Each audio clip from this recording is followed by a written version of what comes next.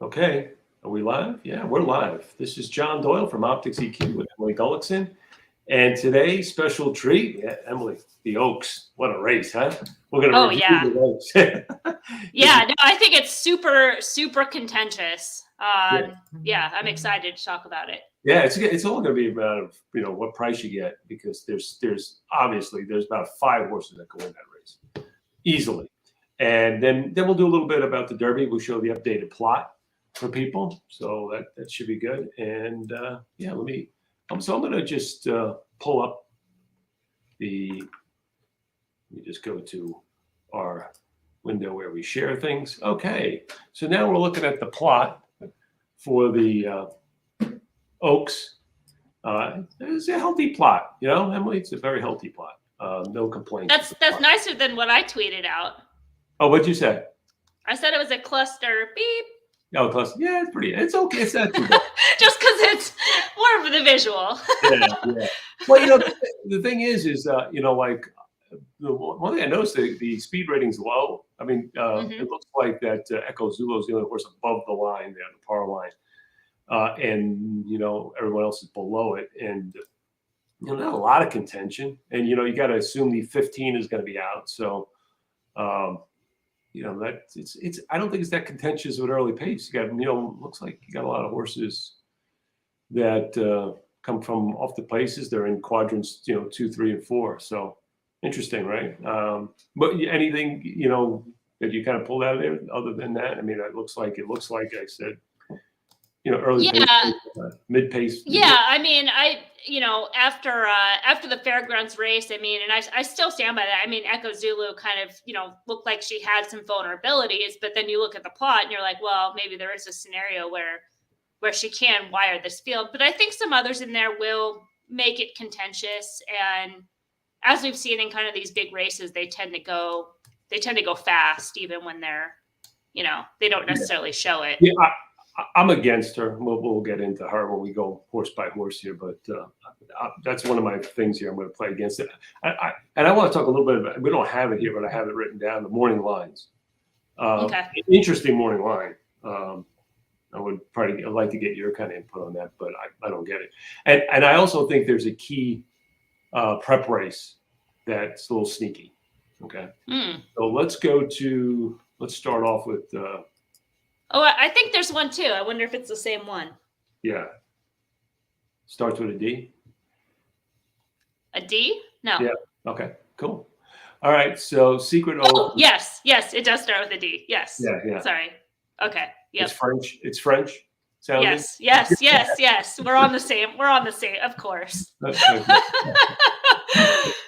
Okay. So Secret Oath tried the boys in the Arkansas Derby, and she kind of made a middle move. It looked like she made a winning move, and then I thought she flattened out a little bit. I was a little disappointed. I don't know if that takes anything out of her. I'm still a little bit on the fence about 9 furlongs with her, but she's done nothing wrong. If you liked her going to the Arkansas Derby, 6-1. If you get anywhere near that, I would take it. I mean, I think that's a good value with her. She could win. It's just a matter of price and how this race lays out, but she's a contender, no doubt. Yeah, I kind of see it. I kind of see it the same way. Wanting to probably like her more until looking at all this information, and then was like, yeah, 6-1, I think seems fair. Yeah. With that, I think that's probably playable right there. Yeah. I don't think it's too crazy. I think anything shorter, right, elsewhere. Right. The thing that bothered me going into the races against the boys too, and when we initially looked at her, was those, the progression. I think she might have peaked a little bit, right? I mean, she seems like she's been in a 94 range, 93 range. You have to kind of, as a 2-year-old, really not running that fast. So I guess her last race as a 2-year-old, she ran big. But yeah, that's why I was kind of concerned. Is there any kind of more progression? But like I said, I think yeah, actually that's a good odds line. I don't know if I think she may get bet more than that, but I don't know. Just because she ran against the boys, but 6-1 seems fair to me. And that's going to be my line on that horse too. Number 2, Nostalgia. And this horse comes out of one of the key races we talked about, Emily. It's the Demoiselle. and that was as a 2-year-old. So there was 3 horses that came out of that race. It was Nostalgic. It was let me. I gotta look at the field now, so I can get it. Nest and Venti Valentine. Venti Valentine. Okay, all right, thank you. Valentine. Valentine. Yeah. So those are the 3 horses. I thought they all ran really well. This horse doesn't seem to have the same kind of turn of foot as those horses, more of a grinder. Kind of just like when those horses separated, she had Disagree. Kind of, oh, really? I thought she ran on late, but I thought on the turn they separated from her, and so she had to kind of work to kind of come back in. But I particularly think she's a very good exotics player. She's got a big number. She's 15-1 in the morning line.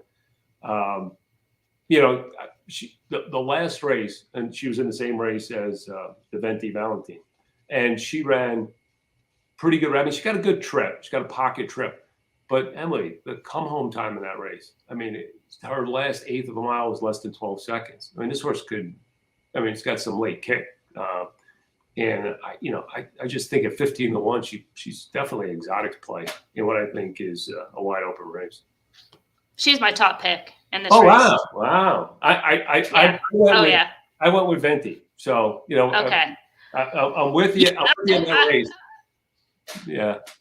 I just, I looked at it. I don't have any knocks on Venti. I know we'll get there, but, I went back. I just kind of, I was looking at this, and just the fact that, she had those first 2 scratches just kind of told me, they want to run her long. They ran her long. I know you have it weak and a bias. It is what it is. They can only run what the track gives them, right? But just the fact, winning first out around 2 turns, Belmont, it's one not, turn, one turn. Okay, well, 1 turn, but 8.5 furlongs. Okay, yeah. 1 turn, but 8.5 furlongs is still, that's still not easy, right? At Belmont, it's tough.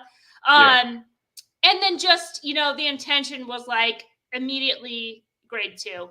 And I don't disagree with the way that you saw the race, like 100%, but I really liked her visuals. And it was like the type of run for me that I'm like, this is a horse that has some ability, maybe just needs to grow up. And then just love the progression this season. It's like she came back, on the turf, got that first start, can give some excuses being the turf, the way the race shape stacks up. And then all she's done is just like improve. And she's just coming into this race the right way. Where, you mentioned she's got that good come home time, improving speed figures. She's able to kind of adjust her running style in that race. Remember, it was kind of a weird race shape with like the scratches and everything. Yeah. So, the fact that they kind of had to, show a little bit more moving up into a pocket tactical speed, which is something that might have to do in this race shape, right? Just her versatility and her class. And for a horse that you mentioned, 15-1 morning line, a horse that's had, 2 wins coming into this race, it's just value. So yeah, top. Yeah, I think she's going to be even bigger. Maybe there's possibility. Yeah, could be. So that's why I think this is the key race. In fact, those are the 3 horses I like coming out of that race. Those are the 3 horses I think of them. One of them is going to be the most likely winner for me. But let's look at the rest of the field because it's packed. Hidden Connection comes out of the same race with Zulu, right? And she almost ran her down. Here's a horse that, if she can kind of do some grow up, if you look back, she ran pretty well over Churchill. That's always a good thing, I think, when you run over this track. Again, she was another horse that they threw her into grade 3 after her debut, and she got a perfect trip, but she ran a B+. That's a big effort. And I thought it was a big effort. she just drew off on that field. Del Mar, she had some trouble to start. Then, the Rachel Alexander, was off a longer layoff. You got a no finish there. And I thought she ran well in the hidden, in the Oaks, Fairground Oaks, and just kind of missed. So I just think she may be another move forward here. She's another horse. She's 20-1. She's another horse you got to consider. If you like Zulu, if you think Zulu is, I think physically she looks superior. Just physically to Zulu.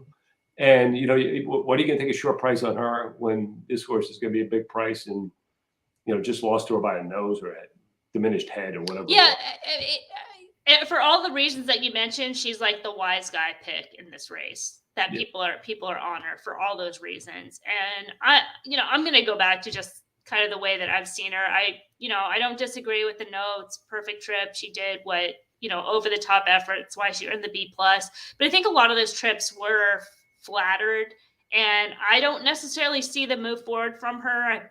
I mean, Echo Zulu in the Fairgrounds Oaks, I think I was handicapping it on one of the podcasts and just said it's Gino's podcast, I believe, that, if it's not her, it's anybody. And I think it was her, a function of Echo Zulu, like almost losing that race more than, Hidden Connection ran a good race. But I think that was maybe the day she could have beat her and didn't.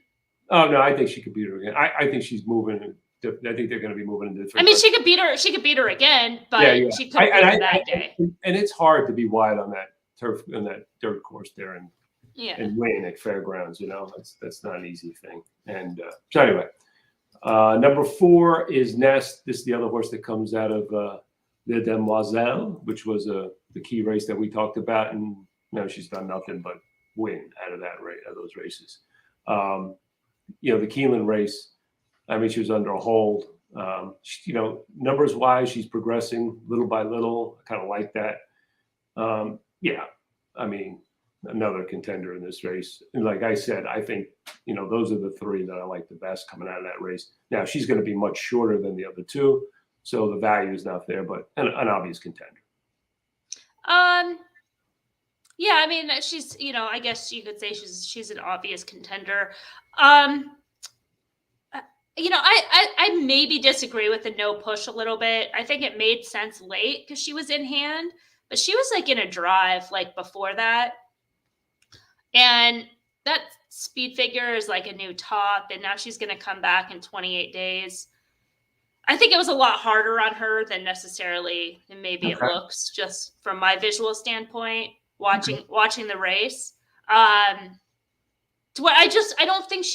think she's capable, but I just don't think she's as strong as people consider her, if that makes sense. People think she's like that. She's like the legitimate, hands down horse to beat. And no, absolutely not. I mean, between the other 2 we talked about coming out of our race, I mean, I see them pretty much on par. So, I mean, you're going to take 5-2 or 20-1.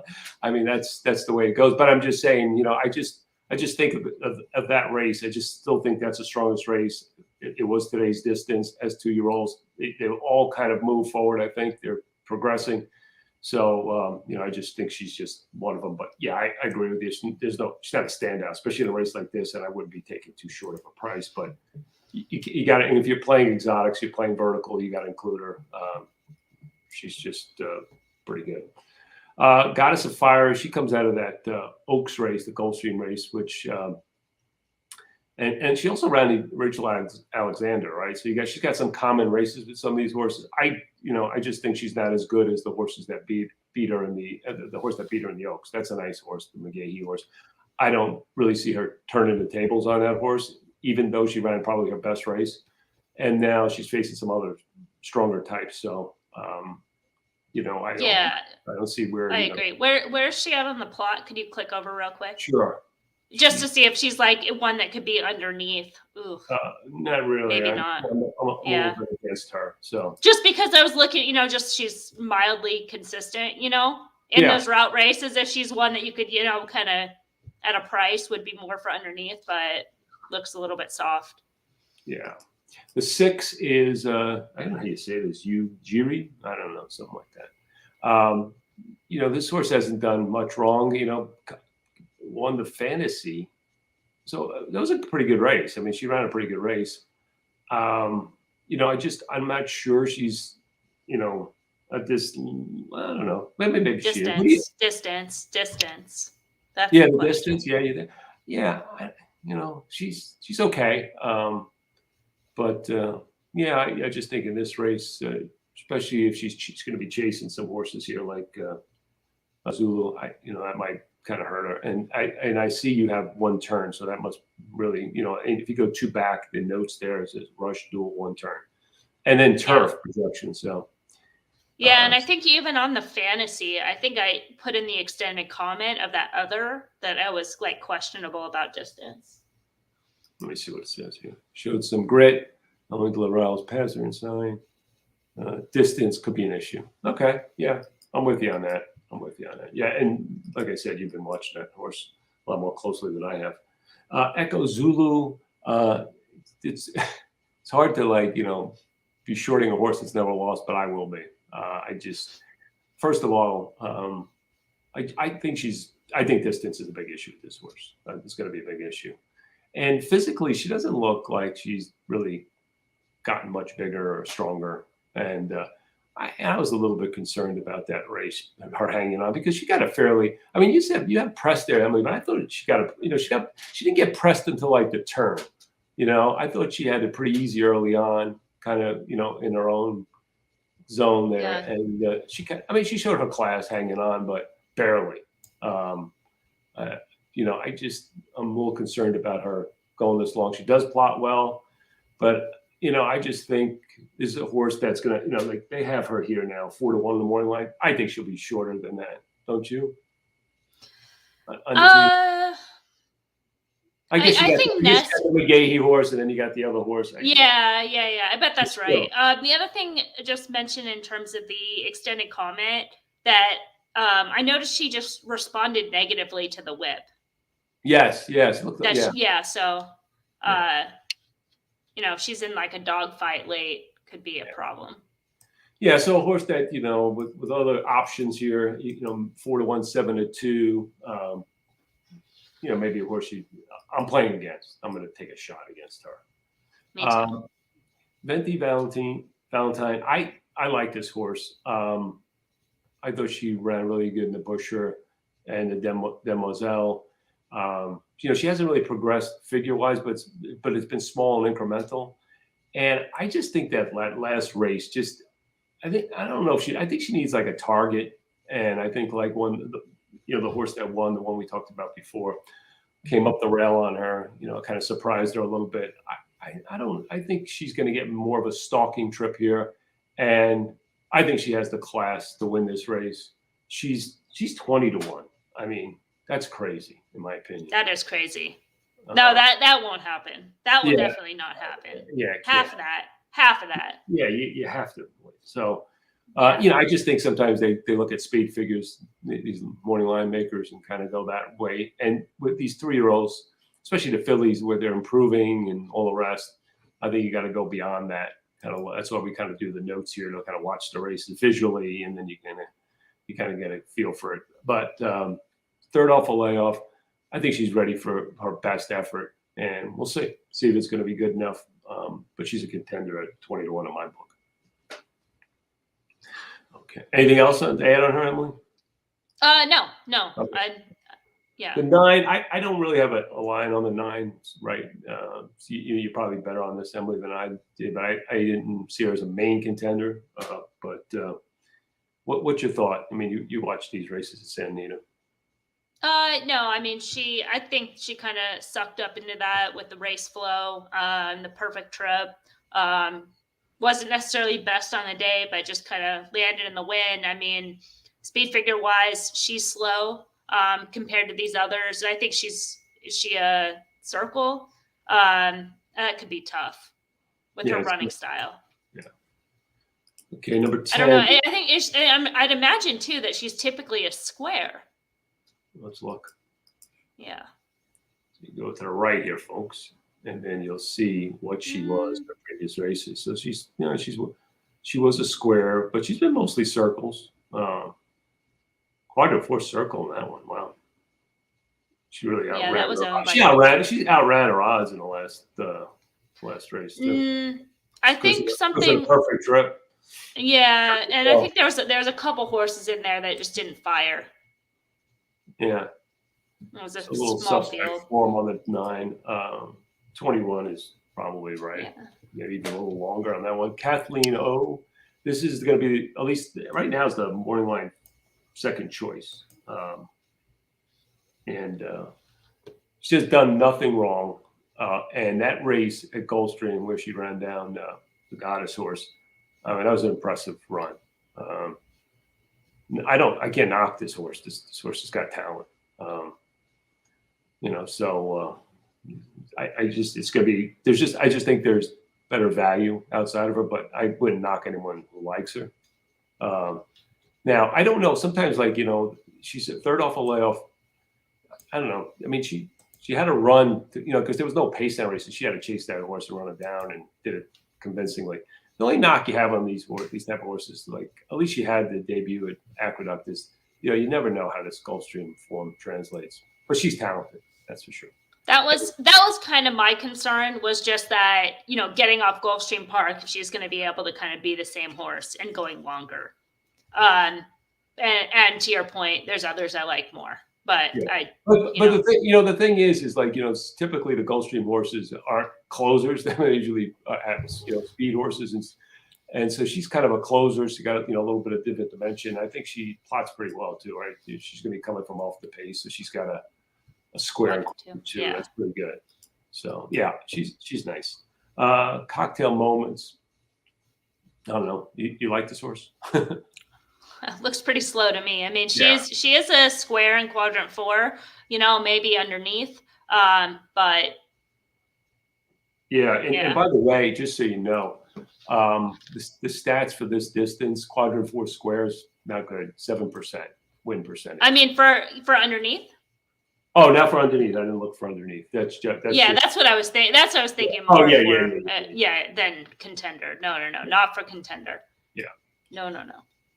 Candy Raid, big jump up in speed figure. I mean, this horse was doing nothing, right? I think there's one horse that came back after this race, and we talked about this, I think, maybe offline, Emily, about these speed figures not translating these big, Turfway Park numbers on the synthetic, not translating on back on the dirt against better horses. This one ran a 97. I think one horse came back, kind of run like 30 points less. And we've seen that in the Derby, right, with a couple of horses that came back off of some of those races. I mean, unless she's really turned the table, I mean, she's just too slow and not good enough. Yeah, I would look at that race as like the outlier, and if her other races make you like her, then so be it. But running back to that one seems. And she's also a quadrant 4 circle too, so I'm tossing her. The 13, I think you kind of did this note, Emily. So this is. I did. I like this one. I like this horse. Yeah. This horse. Someone else mentioned this horse this morning. I don't know who it was. I was watching something. They mentioned this horse. Yeah, I thought that race. I think she's obviously, she's 4 for 4, so you can't knock that. But and maybe if anything, I would say maybe the biggest knock is the fact, she hasn't run in a couple months and first start here, so you have that unknown factor. But she has a lot of ability and she has a lot of class. She's outworking stablemates in the Todd Pletcher barn. I think Pratt is like a perfect fit for this horse. You have Pratt, who's like a gritty jockey, a gritty horse. They've pointed to this race. They've had her training. She's working super good. I think she's very live. I mean, definitely she's going to be an A for me. Sort of like the Japanese horse we'll talk, in the Derby. What do you think? What do you think? She's 15 to 1 in the morning. What do you think? Fair odds on her? 8? That's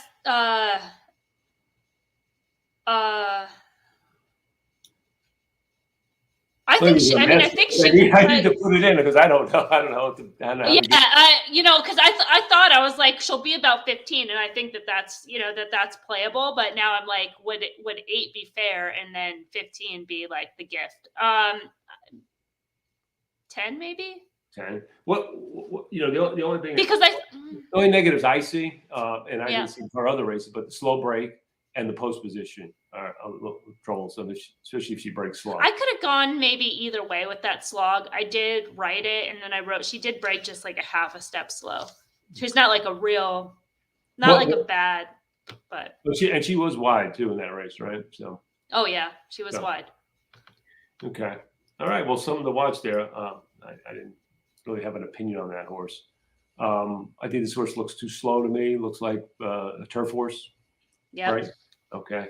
And then the 15, I don't know if the 15 gets in, but I think the 15 is a toss. Well, I shouldn't say that fast, but I don't know if she's out there and she's got a battle for the lead. I think it's going to take a lot out of her, and she's, in past she's had a couple of no finishes at 6 furlongs, 9 furlongs. I don't know, right? She's a long shot at best.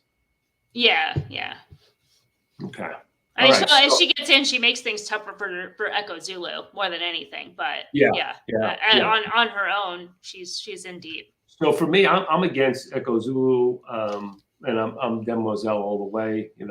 I like the 2 and the 8. I think those are the horses that look like the best value. The 10, I like the 10 a little bit. I don't know if there's going to be value there, but she's definitely a contender. But I'm against Echo Zulu. That's the horse I'm playing. That's my other opinion. So Demoiselle against Echo Zulu, and then the rest. I like it. Yeah, okay. I'm 213 are my kind of keys. Yeah, no, you got me on that 13. I'm gonna probably have to include that when I do the focus report. And by the way, folks, if you want to, I am going to do a focus report. We'll have our odds line. I'll do a matrix too. Just a general matrix for the whole day for both the Oaks and the Derby. It's a good value, and you get all the plot grid notes for all the tracks those 2 days. So it's not like just these other tracks. Okay, so let's go to. Let me get out of here. Let's select the Derby. Let's get a refresh of Derby. We looked at the Derby about a week and a half ago, Emily, maybe even longer. And now there was still some changes in the plot, and now we're going to look at where we're at. So it's 5-7, I believe, and it's race 12. Correct. Okay, so there's a lot of good races. I've just been through Friday's card. I haven't gone through Saturday's yet, but Friday is. Hopefully, the other thing, Emily, is the weather holds out, right? That's the big thing, because it looks like it's wet there right now. It looks like it's supposed to continue. Oh, it's just, I mean, we're so used to it at this point. It's like, it's probably going to continue. If it isn't, we'll get then surprised, but not going to go the other way around. Let me just blow this section up a little bit.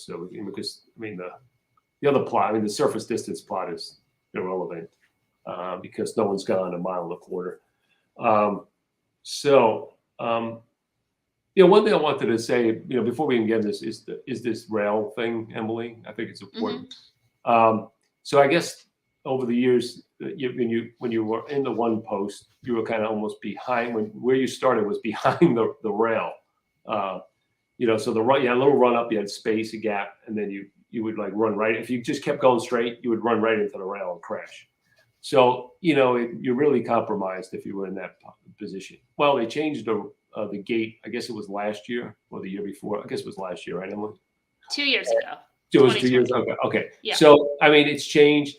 Now, being on the rail in a 20-horse field sucks. Anyway, you just, especially if you're a speed horse, you got to go, or even not. You're just going to take a lot of traffic, a lot of dirt. But it's fair in terms of you don't have that issue now where you running into the rail, so you got space.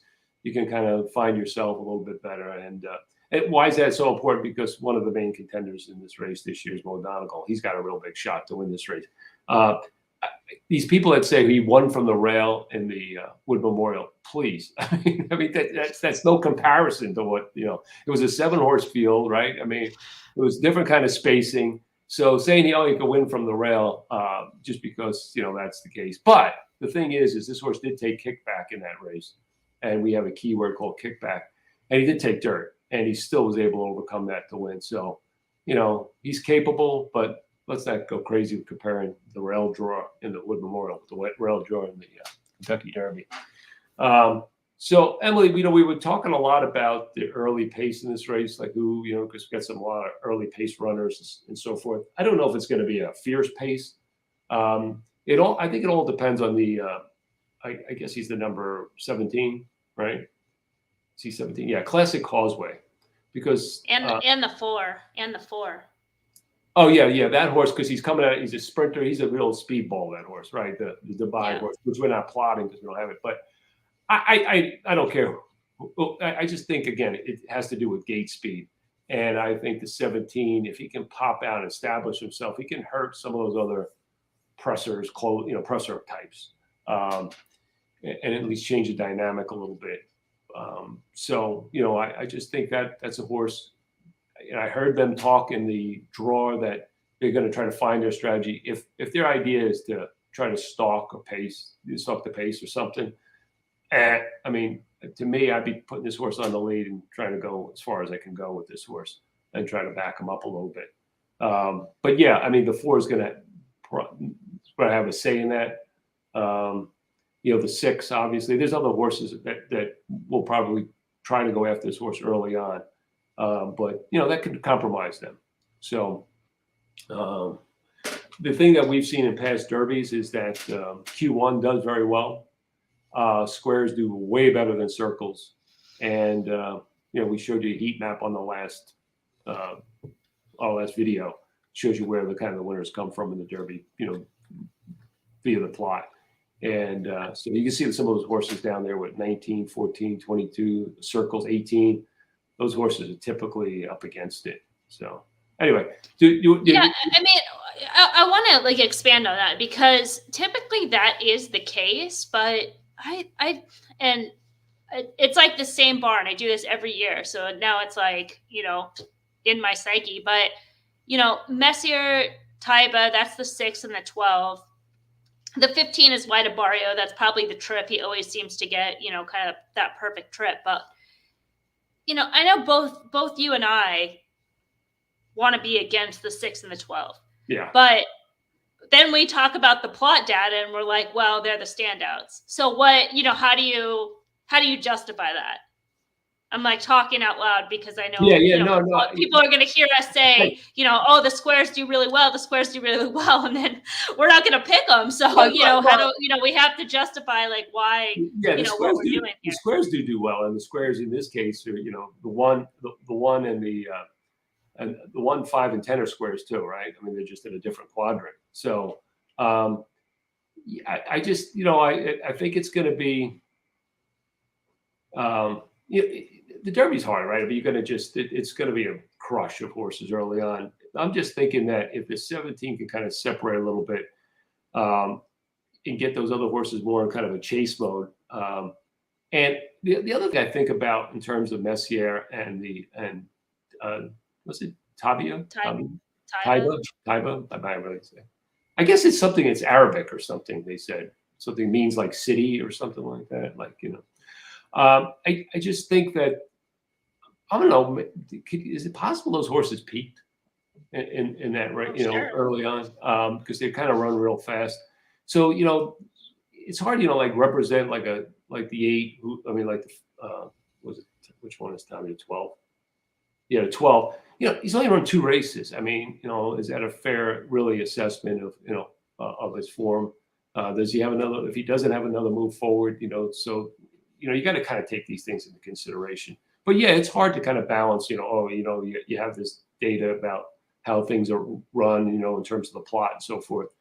But, I think you got to kind of always go a little bit deeper and try to look at other things. The other squares that we talked about, the off the pace horses, I think are legitimate contenders, right?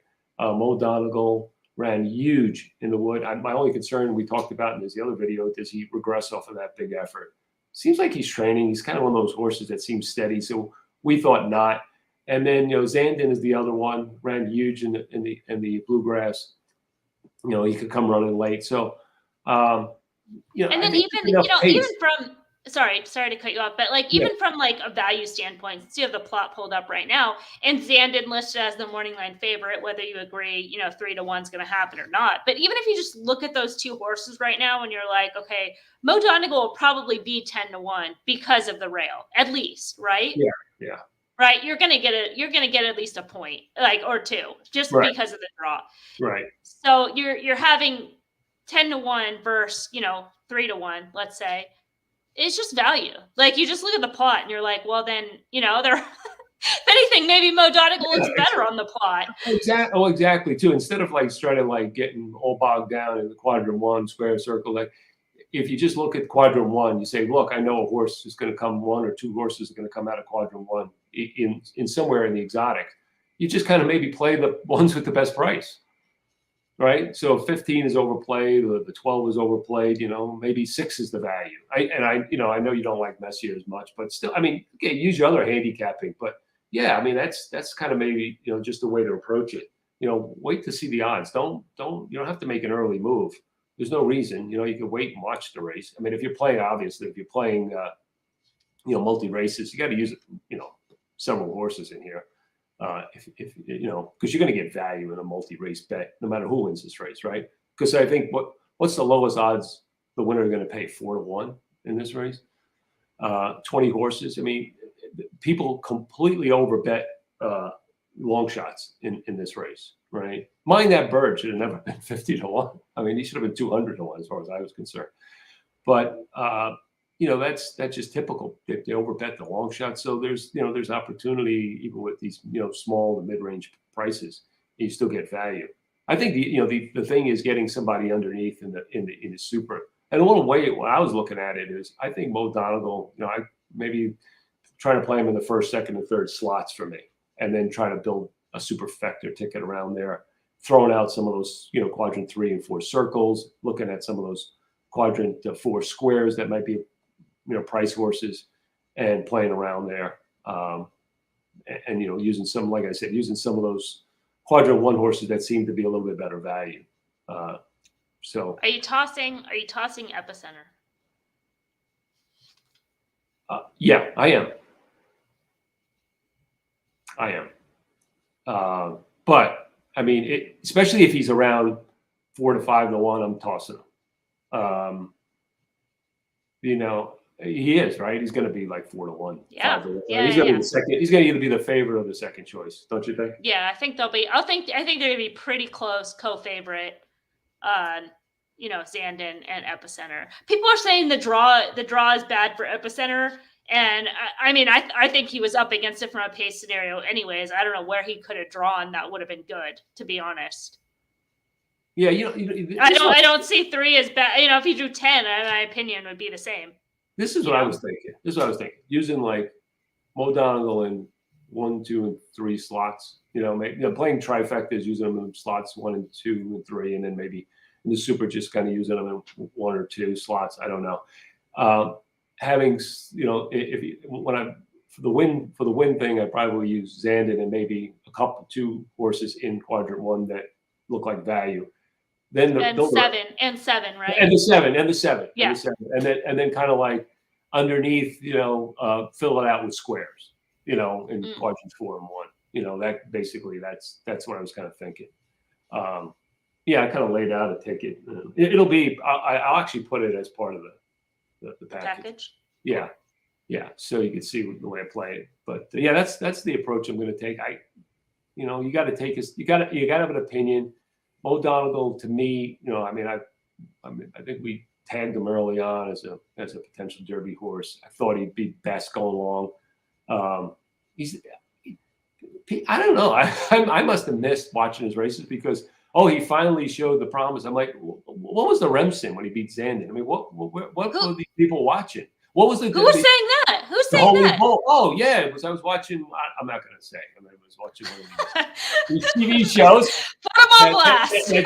That are national and they're on TV. They're on a regular network. And it's like, I don't know. I missed. I mean, this horse just didn't do anything wrong. I mean, even the Holy Bull, right? I mean, I thought he ran a hell. That race was awesome. I thought he ran I thought that was a great race. So it's like. So I'm just gonna stick just with him. I know it's bucking tradition a little bit, but horses have won in quadrant 4 as a square, so I mean it's not impossible. I just think with the pace, like there's no really dominant pace horse. Just look at that. If you just take, I'm gonna just put my arrow here. This is the first kind of call here, right? If you just go straight down vertical, you got the 11, 3, 7, and that doesn't even include the 4. There's going to be some, positioning there. And, if the 17, which, if he can clear, Still, it kind of leaves a bunch of horses chasing behind. And I don't know. I just, maybe it's still going to be contentions to the second call. Looks like, the 6 has the best second call numbers, relatively speaking. So he's going to actually put pressure on these horses. And, I don't know, maybe they do come back. It's going to be all about the trip with the 1 and the 10. Could they work the trip out? And the idea that Mo Donegal has taken dirt and won is a big thing. And he looked good. I mean, I like the fact they didn't work him hard. I think they just put some maintenance works into him. Going into this race, says a lot. I think he's there, and he's the type of horse that unless he gets really like demolished trip wise and gets killed with dirt, he's gonna finish. He's gonna be a horse finishing in this race, and I think that's what you want, especially if you want him to get into the top 3. And that's how I'm gonna play this. Now, he's got a good jockey. I mean, he's had a bunch of jockeys. It hasn't mattered. He's run for all of them, so I wouldn't look at that as a negative. With Rosario, I don't know how that works anyway, so I don't even know why he's on Epicenter now. Maybe it was an initial commitment and switch, and who knows. But I think he's going to regret that.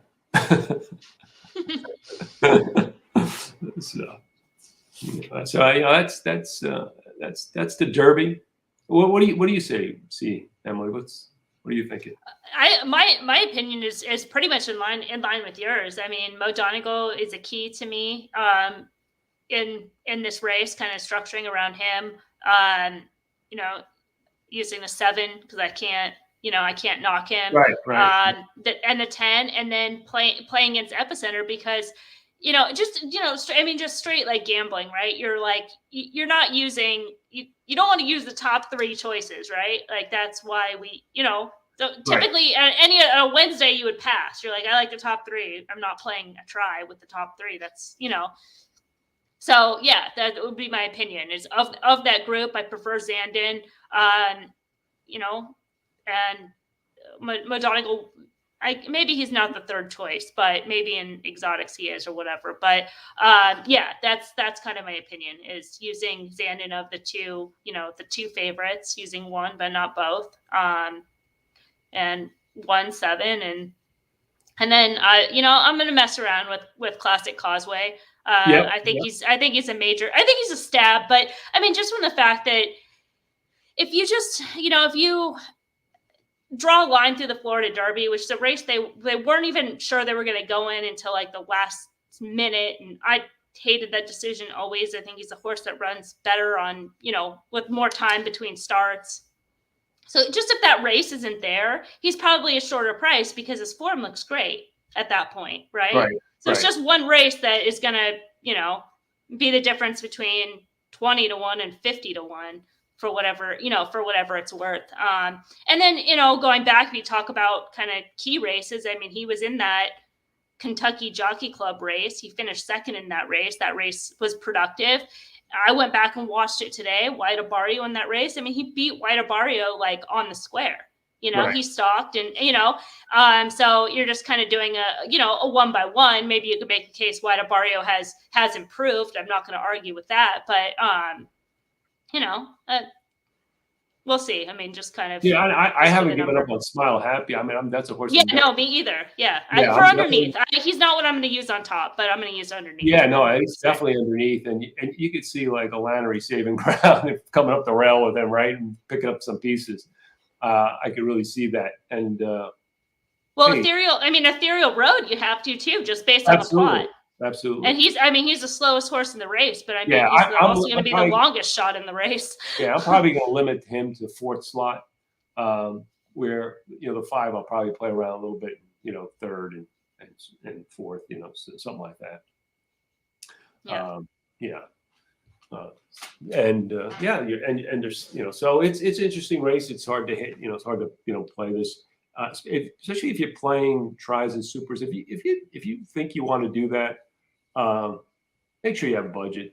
Don't play even like $60 in it, unless you really have a strong opinion or something. But because it's hard to hit. You got to kind of use some spreading and some of those, but it could be really useful. It could be, so get in with a couple of friends, maybe play a ticket, go that route. If you're going to go play those verticals, those tries and supers in this race. Cause I think the super is $1, right? I mean, that's correct. Yeah. Yeah. So, I know we've done this before, right? We've put tickets together, for the super, and you gotta make an investment, and but it could be rewarding. I mean, what was that justified one we hit? I mean, it was the top 3 horses, remember, Emily, and then it was, I think it was that Hollendorfer horse got in 3rd or 4th, and it paid like $16,000.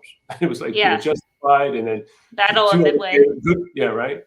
And it was the Chad Brown horse finished 2nd or 3rd, I forget, and then it was the other one. Yeah. So yeah, it's weird. Why don't they ask us to do that anymore? It's so strange. Anyways. Oh, they don't do it anymore. They stopped doing it. Oh, okay. Well, then that makes sense. They do a share thing now, and so like they just, okay.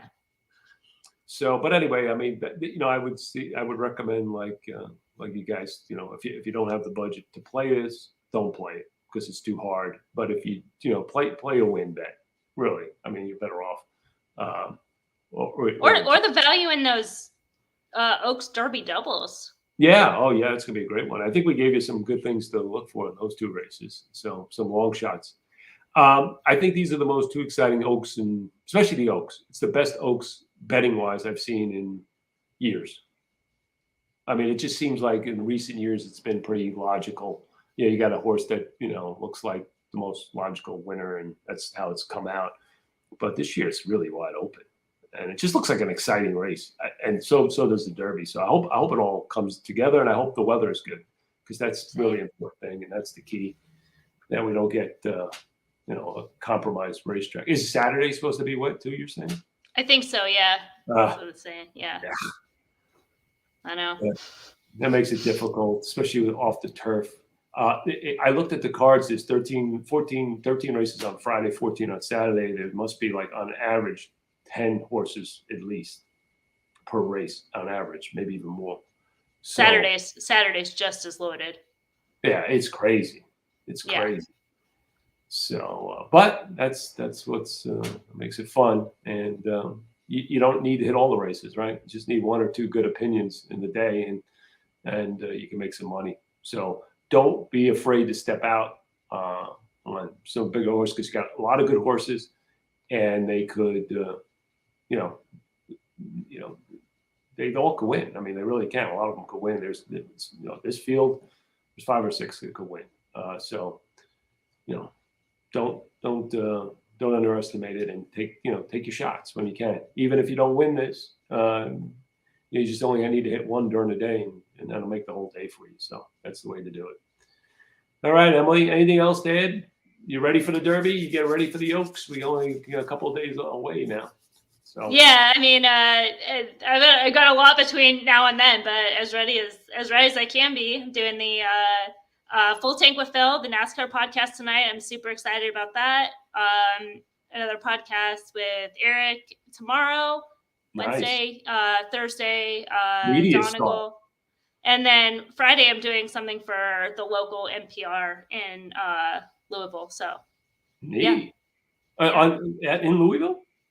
I'm not going to be there in person, but it's their local. Okay.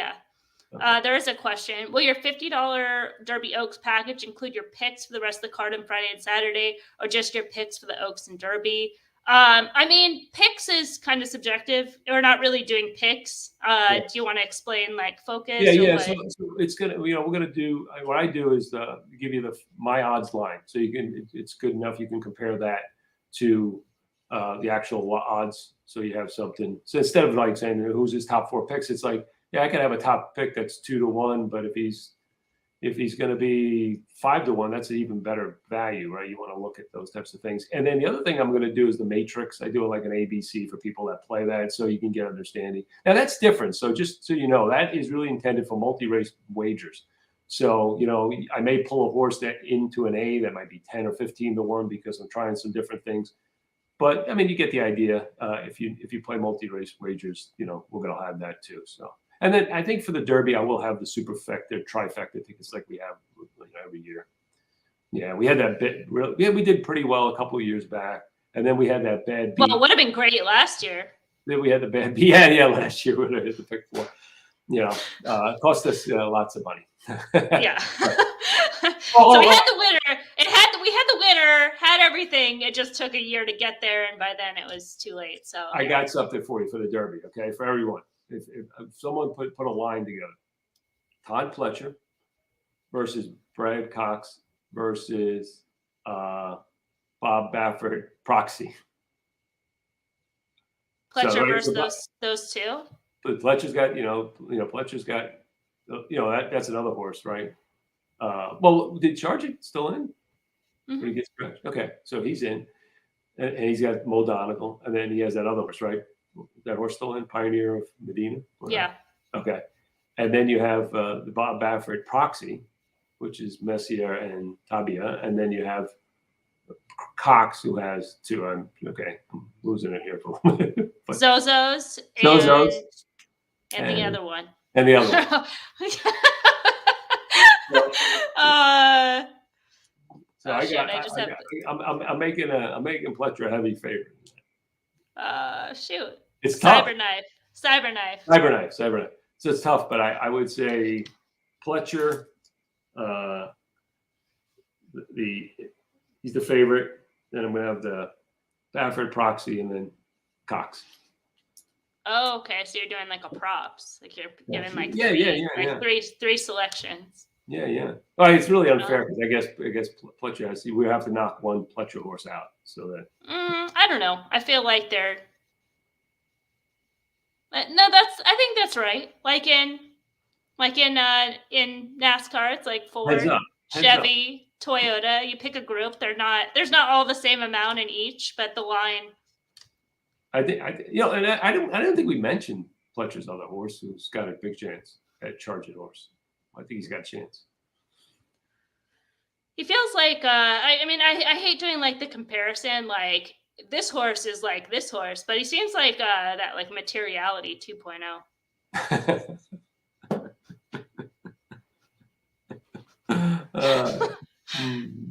don't know. I think he's a good horse, but yeah. So, I think Mo Donegal is my horse for this race. He's the one. Yeah. So, all right, we're ending the broadcast. Is there any more questions out there? Thank you from Randy Watson. Okay. Randy, if you want to go to the website, there's last year's report. You see what it looks like. And the other thing we'll do is so you can see. Sometimes it's hard in the plot, but we'll lay out, which horse is a quadrant, one circle, square, because sometimes they're on top of each other. We kind of lay that out, and we'll show you how that fits, compared to the previous years, like which ones are favored, which one's better, which one's not as good. So, yeah, but we're not married to anything. Again, it's great information, and the information is for you to use to the best of your ability and to figure things out. Nothing's cast in stone. So keep that in mind. And the most important thing is price. Yes. All right, everyone. Thanks a lot. Thanks, Emily. All right. Take care now, everyone. Good luck.